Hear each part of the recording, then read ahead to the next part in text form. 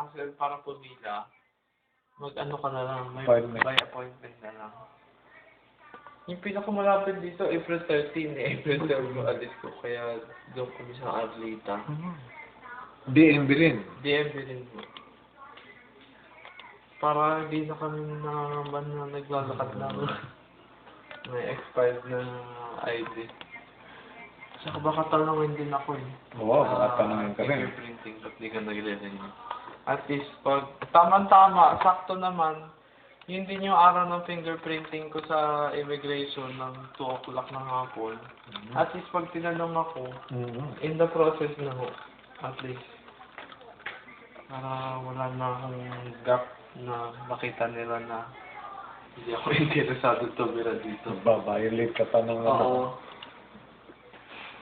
Yan, hindi ka nag-renew. Saka naman balak tumira dito. Ano ba yung nabanat nila eh.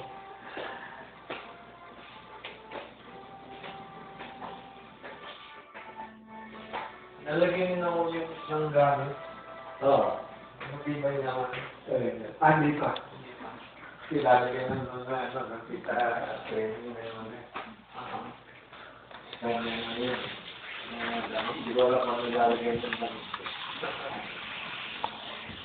Matibay naman. Yun yung prestasi naman. Ito naman dito. Pumasa lang sila sa FDC.